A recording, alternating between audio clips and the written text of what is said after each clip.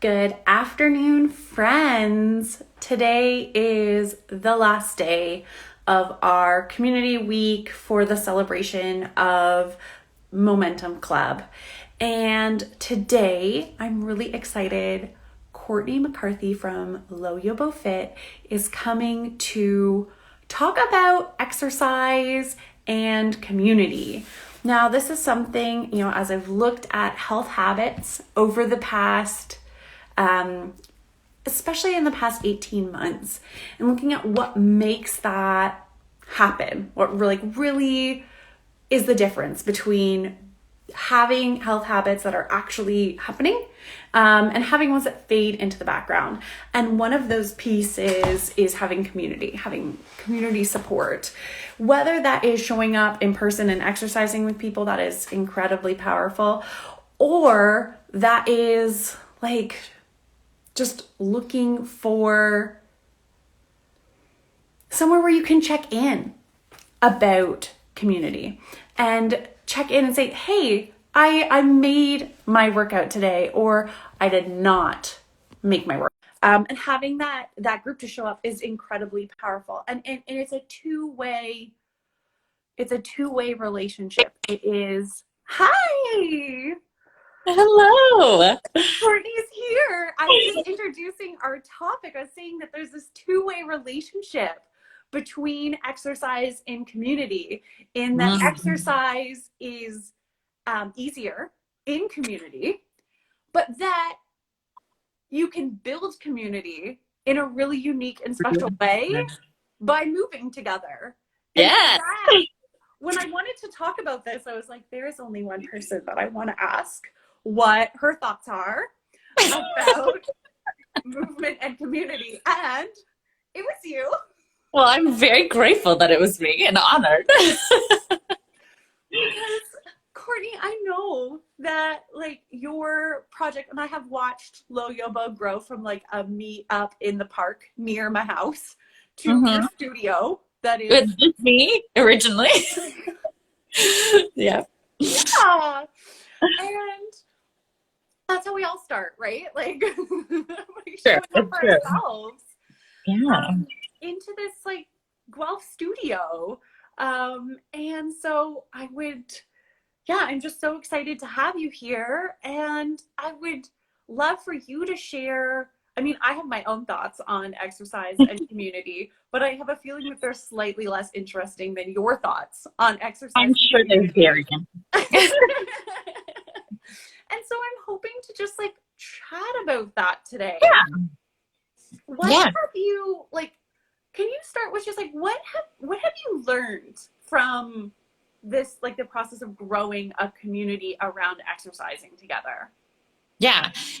And what a great question. And I feel like I'll have to like make sure, because I could feel like I could talk about this for hours. But I think one of the biggest things, and I talk about this a lot, especially the more that we've embraced the anti-diet values and being a body positive space and understanding what that means, is that from a very young age, the beauty and fitness industries want you to feel really alone. And that's where so many of our feelings of shame and doubt and insecurities and self-loathing of our bodies come from, because this idea that we are unique and not in a good way. It's like there's something wrong with us. There's something not normal about our bodies or the way that we look or the way that we move. And that's where, I always say shame is one of the biggest blockers to feeling good about your body. And I'm sure, especially with all the work that you do, Katie, I'm sure you know about the relationship between shame and anxiety too, right? Like there's so much negative stuff that comes from feeling isolated and alone. So when you're able to exercise in a group fitness setting, and I'm sure at some point in this talk, I'll talk about some of the actual like science and research behind why group fitness is a good idea and community and exercise is a good idea. But even just from what I have seen in my own experience is that it almost helps it acts as like a launching pad. And I see so many people have these like aha moments of like, I'm not alone. what happens to me in my body is not unique. It happens to everybody. And this is normal. And I don't have to feel shame about my cellulite, or the fact that, things jiggle when I jump, or the fact that, you know, I smell after a workout, or just like anything you can think of. It normalizes it. It takes the shame away. It helps you feel, as you mentioned, that kind of like bond with the people that you experience that with. And it just helps you to start to look at your body in a new way. It helps you to start to look at your relationship with exercise in a new way.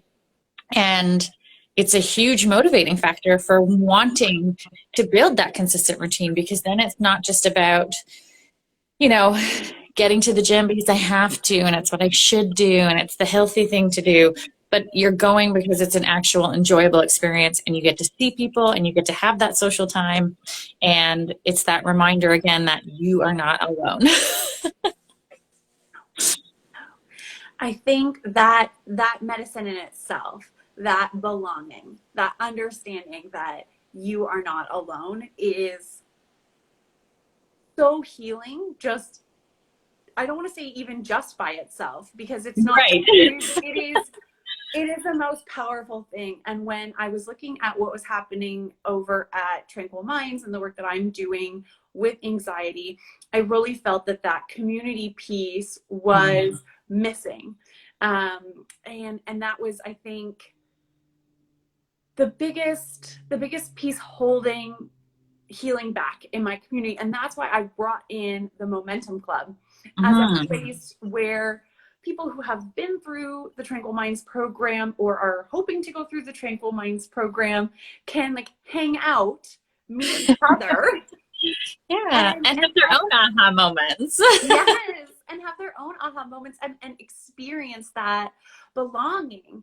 And one of the things we're doing in Momentum Club is we are doing like a book club. And the book that we're reading first is called The Power of Ritual.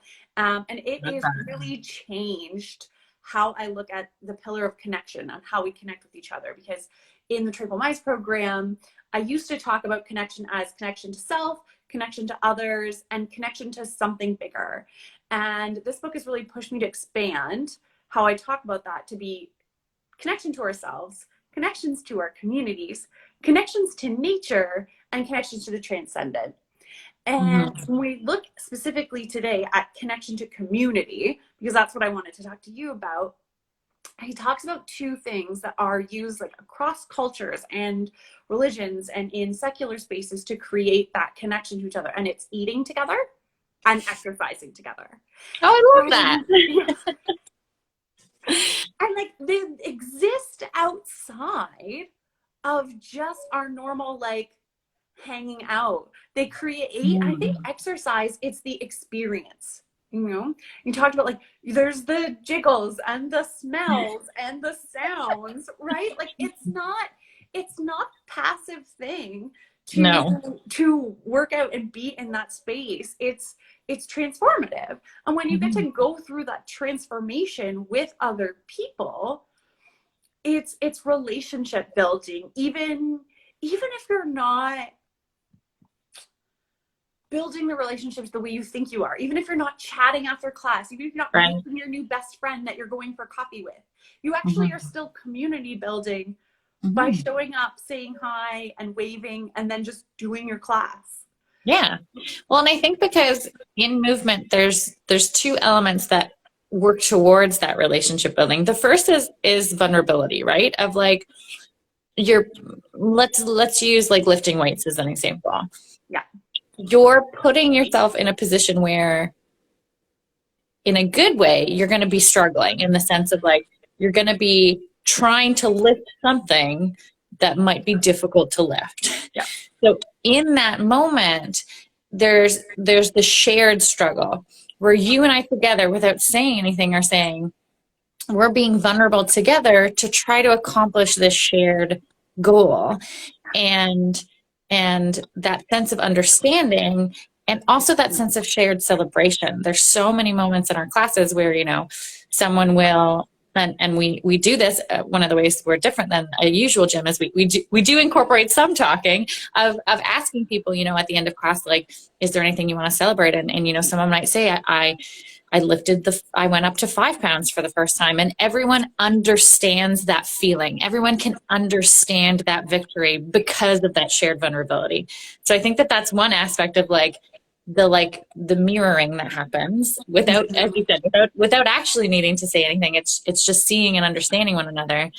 And then I think also, and this is especially what we build into what we do, is also the sense of play that brings out a different kind of vulnerability and creativity. Because I think especially as adults, as you said, in like normal relationship settings, we don't really get that opportunity to play as adults.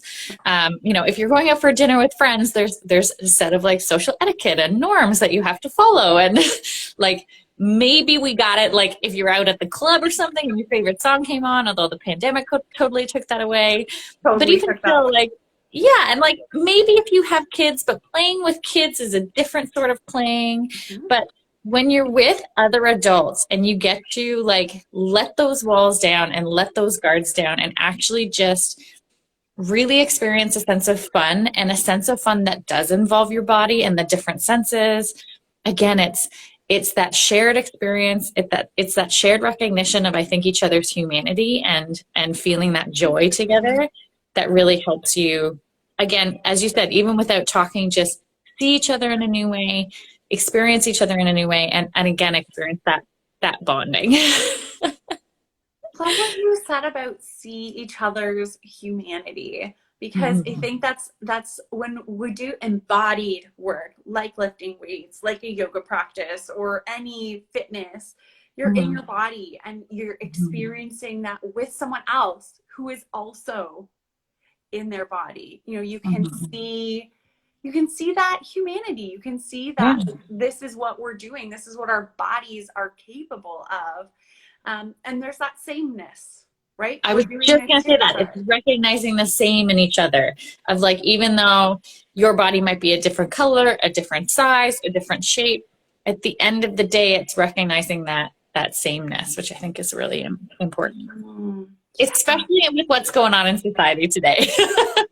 Like, we need more moments of sameness and that recognition of, I think, as you said too, like the sense of belonging is such a basic human need, right? Like, no matter what end of the political spectrum you're on, no matter what your thoughts are about vaccination or the pandemic or anything, like, we all have a desire to feel loved, to feel welcomed, and to have a sense of belonging. So, yeah. No, it's so needed, and we lose it because I believe we all inherently belong. Like, we are. I think it's a Brene Brown quote. We are born into belonging, but maybe Brene Brown did not say that, but someone said it. Someone smart said it. Someone smart, and probably Brene. We're born into belonging, but we lose it. It's a head game where we're like, maybe I shouldn't be at this. I mean, not that like with the pandemic, we've been at a lot of dinner parties or a lot of places, networking events, but it's so easy to get in our head and say, maybe I shouldn't be here. Maybe this isn't the place for me. But if you're there, where else are you supposed to be? Right? Like, you do belong. You're here. And there is this beautiful power of exercise, of movement, to reinforce that and say, yeah, even if you can't do all the moves, even if you're just here breathing, like, you're here. I wanted to circle back to what you said about play, because I think it's so true and so fun. And I think that's something that I'm really missing after my yoga studio closed, was like trying really hard moves that I didn't know if I could do, and like the fun of it, and like the number of times that I have like actually fallen on my forehead. Like, I don't know how I didn't break my glasses, because I was pushing myself and like playing on the edge of what my body was capable of doing. And it's, personally, I find that really invigorating. And to be in a space, like, there were other people that saw me fall on my face. And I wasn't embarrassed about it. Like, not really. Yeah. Like, it was just like, yeah, I tried something. It didn't work. That's fine. And I can think of a lot of maybe places where if I fell on my face, I might have been a lot more embarrassed. But when you build up a space where you can do those things, like it creates the vulnerability, the place to say like, I'm going to play with this and it's okay if it's silly or if it doesn't work.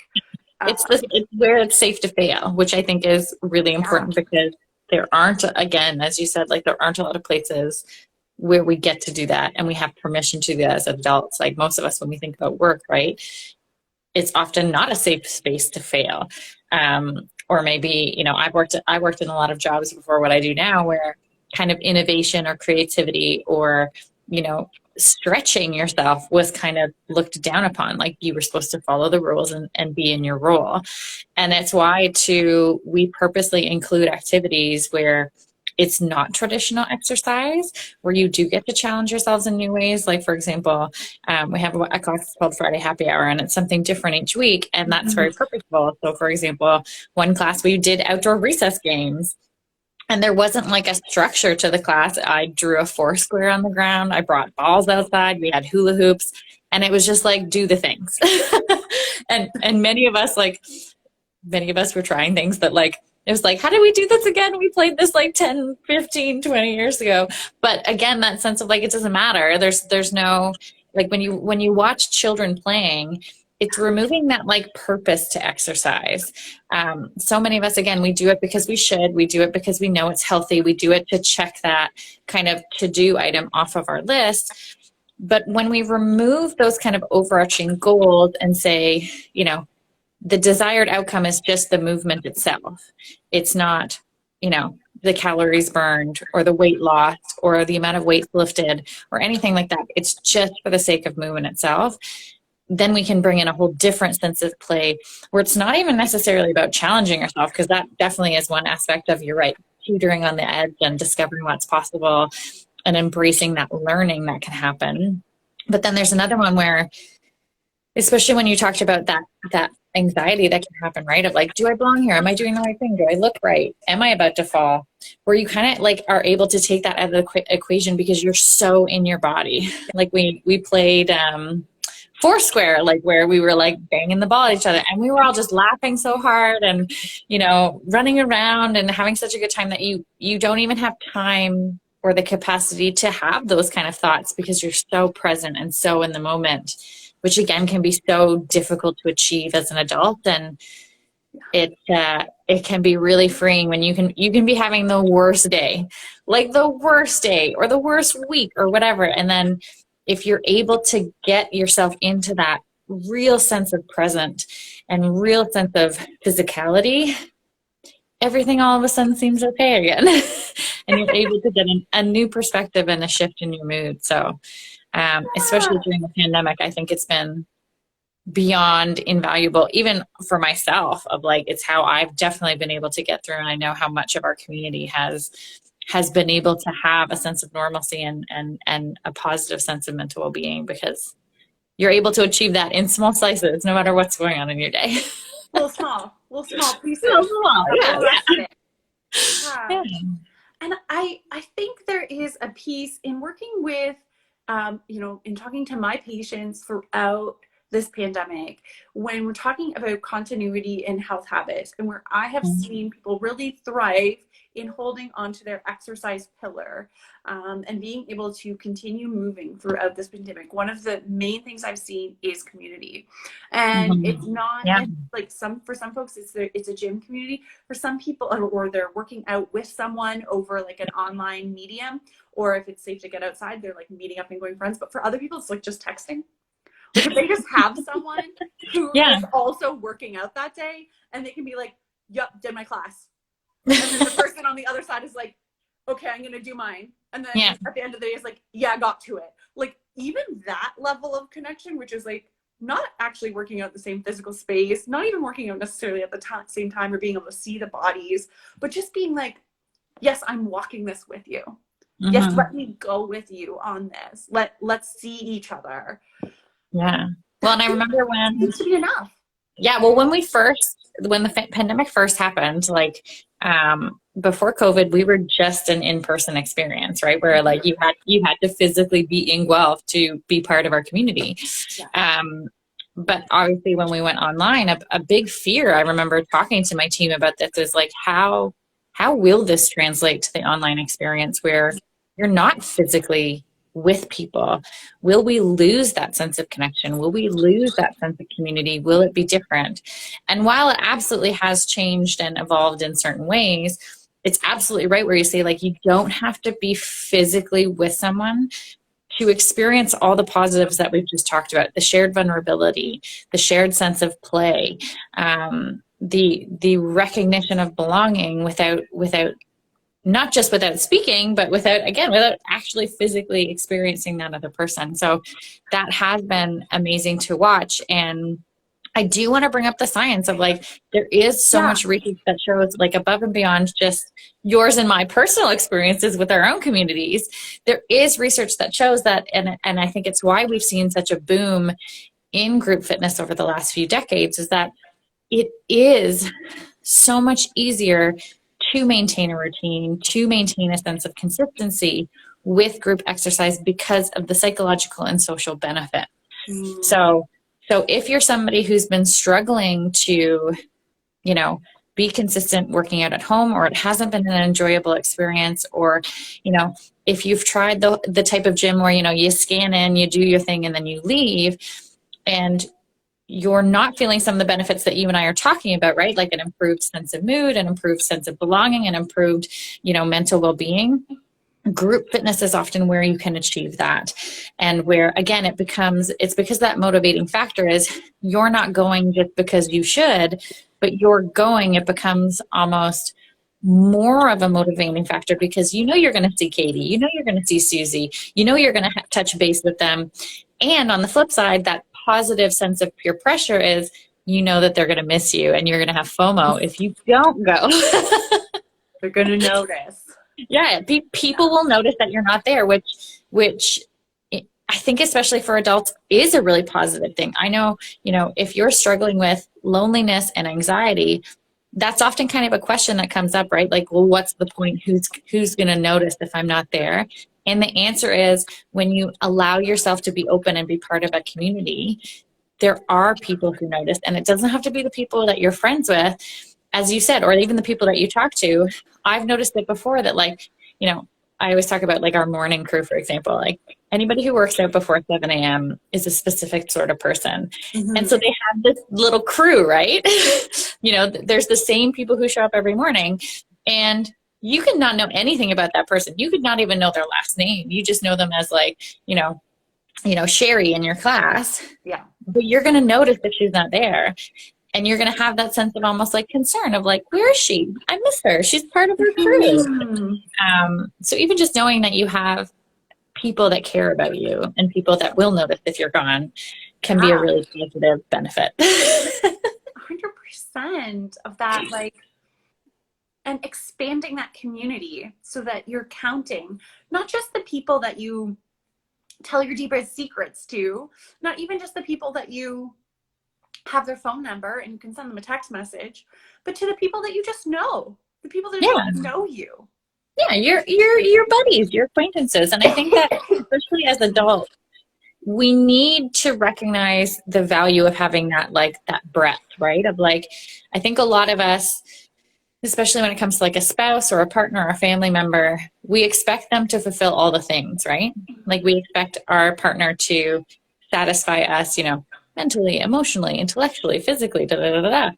And especially when it comes to your health and wellness, there's often can be a disconnect, meaning, and I see this a lot with my clients and their families, especially their families of origin, which is where, like, they might be wanting to make changes. And especially nowadays, we're having a lot more conversations about intergenerational trauma, right? Or intergenerational body shame. Mm-hmm. And you might be wanting to divert from the norms in your family, or divert from the behaviors of your spouse or your loved ones, or even your friend group. And it can be really valuable because you might not get the support and the belonging and even the understanding that you're looking for from the people who do mean a lot to you. Yeah. And it often doesn't make sense, and it's not possible to then just like ditch them and cut them off or be like, well, you're not my people anymore.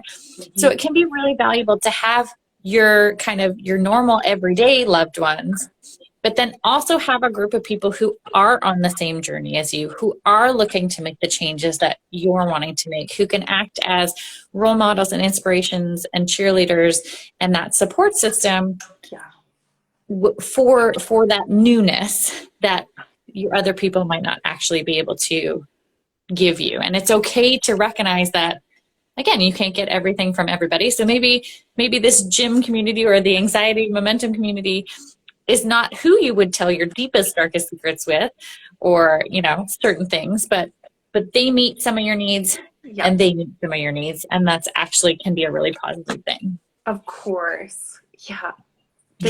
I don't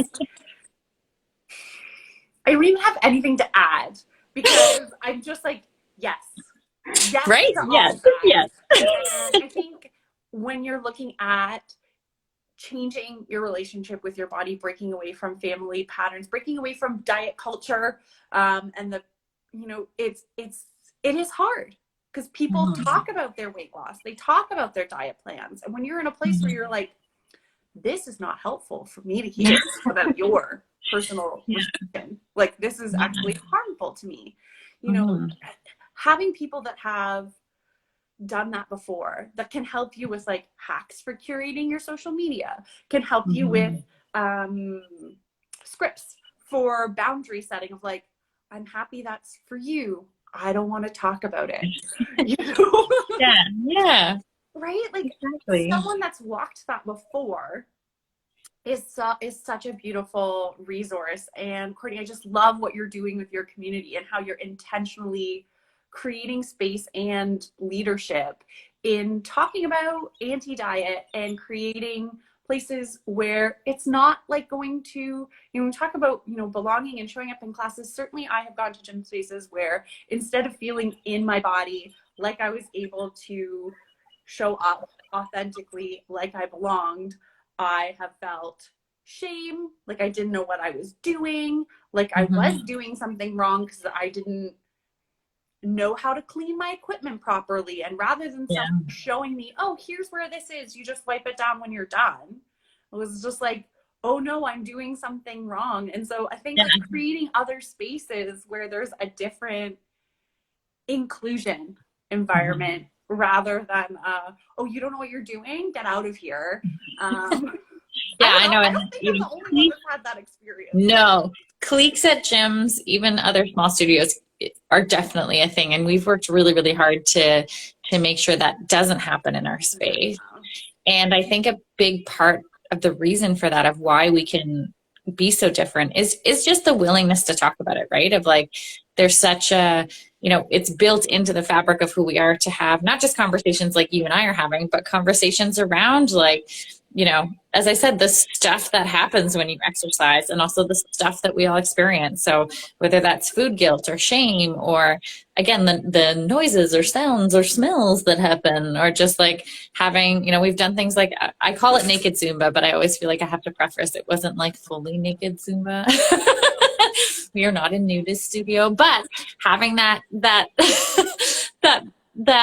you know, women speaking up and saying, you know, I've always wanted to work out in my sports bra, but that seemed so impossible. And as you said, like so afraid of shaming and people looking at me, da, da, da. So we'll have moments where we're like, okay, anybody who wants to not wear a shirt and just wear their sports bra, come to Zumba on this day and we'll all do it together.